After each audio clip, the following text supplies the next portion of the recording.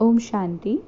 आज 26 जून 1970 की बाबा की अव्यक्त murli and this is one of the shortest possible murli जो बाबा की हम लोगों ने सुनी आज तक।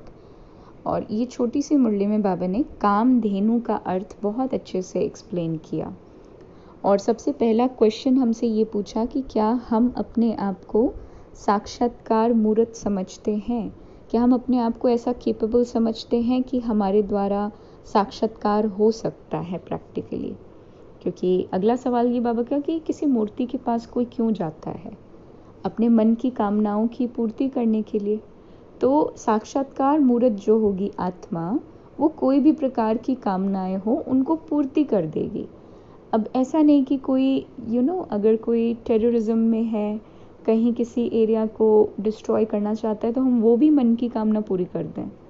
मनोकामना किसी भी कार्य को कंप्लीट करने के बाद हर किसी के मन की इच्छा, खुशी, शांति, सैटिस्फैक्शन होती है ना। अल्टीमेटली कोई भी कार्य कोई आत्मा खुशी के लिए करता है ना, स्टेबिलिटी के लिए, मन की शांति के लिए। सबके मन की कामना, पूरे विश्व के मन की कामना यही होती है। तो बाबा ने कहा तुम तो सबके मनोकामनाओं को पूर्ण करने वाली हो, मन के कामनाओं को पूर्ण करने वाली कामधेनु माताएं हो। तो मन की कामनाएं पूर्ण तब हो पाएंगी जब अपनी सभी इच्छा समाप्त होगी। इच्छा मात्रम अविद्या होंगे।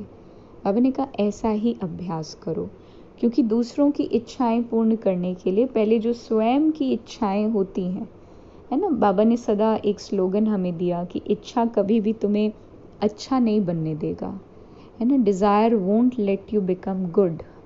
इच्छा का अर्थ ये कभी था ही नहीं कि हम अपना एम ऑब्जेक्ट रखना बंद कर दें।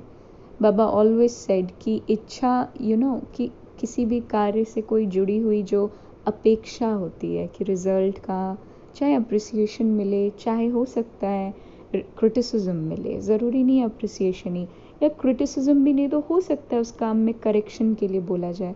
यही 3 पॉसिबिलिटीज़ होती हैं। बाबा ने कहा इन 3 पॉसिबिलिटीज़ के ऊपर अगर अपनी खुशी डिपेंड कर दी तो वो इच्छा हुई, वो रिज़ल्ट के प्रति आपकी इच्छा हुई, मेरी इच्छा हुई। लेकिन काम पर फोकस, कर्मों की क्वालिटी पर फोकस, दैट इज़ नॉट इच्छा। वो तो एक कह लीजिए हमारा कर्म योग है ना। कर्मातीत अवस्था भी उसी को कहते हैं। तो बाबा ने कहा ऐसा अभ्यास करो, प्रैक्टिस करो। बाबा ने कहा प्राप्ति स्वरूप बनने से औरों को तो प्राप्ति अपने आप हो जाएगी। तो सदा अपने को दाता अथवा महादानी ही समझना है। महाज्ञानी बनने के बाद महादानी का कर्तव्य चलता है। Very very very important line कि महाज्ञानी पहले ज्ञान, बहुत विशेष ज्ञान चाहिए। ज्ञान बिल्कुल रिफाइंड फॉर्म में चाहिए, बहुत गहराई से चाहिए। और जब ज्ञान, क्योंकि ज्ञान तो बहुत है ना, बाबा कहता विस्तार बहुत है, लेकिन एक एक बात, आत्मा, परमात्मा, परमात्मा के साथ रिलेशनशिप, ड्रामा, इन 4 बातों की गहराई चाहिए। तो महाज्ञानी बनने के बाद ही महादानी का कर्तव्य चलता है।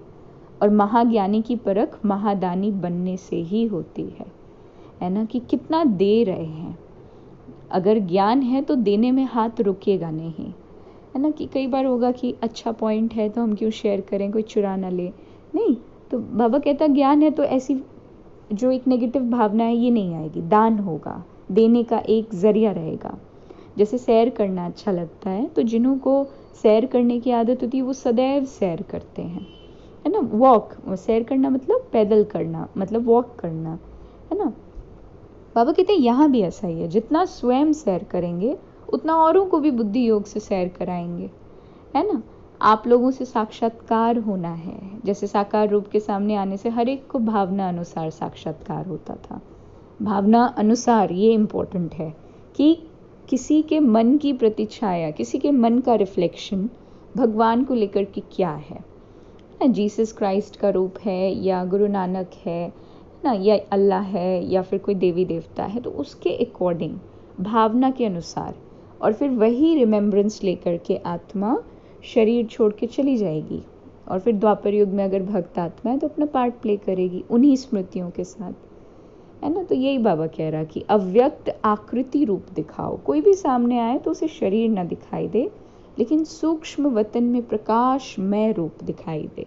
इमेजिनेशन नहीं, ऐसा बिहेवियर हो, हल्कापन हमारे बोल चाल चलन में, एक्सेप्टेंस फॉरगिवनेस हो, वो रिफ्लेक्शन नज़र दिलाता है फरिश्तापन का, है ना। सिर्फ मस्तक की लाइट नहीं, लेकिन सारे शरीर द्वारा लाइट का साक्षात्कार हो, यानी एक एक अंग, एक एक कार्य करने का ढंग, बोलने का, देखने का, सुनने का, एवरीथिंग जब लाइट ही लाइट यानी हल्कापन देखेंगे तो स्वयं भी फिर लाइट हो जाएंगे। विकट परिस्थिति आई, स्टेट ऑफ माइंड बिल्कुल लाइट है, इससे ज़्यादा सेवा और क्या होगा, इससे ज़्यादा साक्षात्कार मूर्त और क्या होगा। ओम शांति।